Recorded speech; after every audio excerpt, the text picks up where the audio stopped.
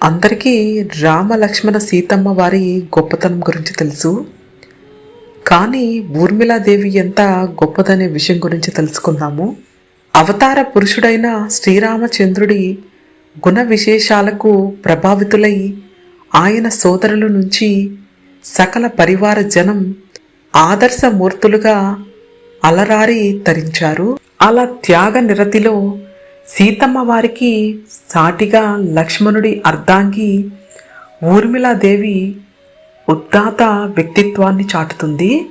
సీతాదేవి ప్రభావం మాటున మరుగున పడినట్లు కనిపించిన ఆమె ఔన్నత్యం ఎన్నటికీ మరువరానిదని, అందుకే గోస్వామి తులసీదాస్ తన రామచరిత్ మానస్లో, ఓ ఊర్మిళాదేవి, నాకు నీ ఔదార్యాన్ని వర్ణించే శక్తి లేదు, నీకు వందనం మాత్రమే చేయగలను అంటాడు. సీతారాముల పట్టాభిషేకం అన్న శుభవార్త ముందుగా స్పందించి సంతోషపడిన వ్యక్తి ఊర్మిళాదేవి.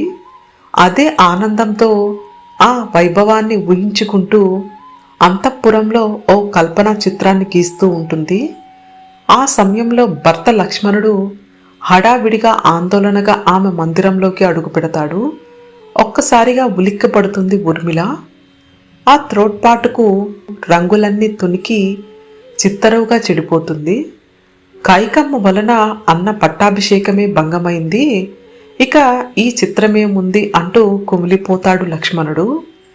14 సంవత్సరాలు అన్నా వదినల సేవకై నేను అడవులకు వెళ్తున్నాను అంటాడు.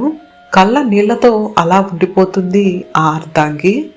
భర్త రమ్మనలేదు, తను సీతమ్మ వారిలా వెంట వస్తానని పట్టుబడలేను, పైగా మీ అన్నా వదినల సేవలో తరించండి, కానీ నా ప్రార్థన ఒక్కటే, మీరు వనవాస కాలంలో నా గురించి ఒక్క క్షణం ఆలోచించినా మనసు చెలించిపోతుంది, మీ సేవకు ఆటంకం కలుగుతుంది, కాబట్టి నా చింత గురించి వీడండి అంటుంది. అందుకే సీతారామ లక్ష్మణులకు వీడ్కోలు పలికేందుకు కూడా ఆమె అంతఃపురం విడిచి బయటకు రాలేదు. భర్తతో అరణ్యవాసమైన అయోధ్యలా భావించి చరించిన చరిత్ర జానకి మాతదైతే, భర్త చేసిన త్యాగానికి ప్రతిఫలంగా అయోధ్యలో కూడా అరణ్యవాసంగా తన జీవనాన్ని సాగించిన ధన్యవతి ఊర్మిళాదేవి.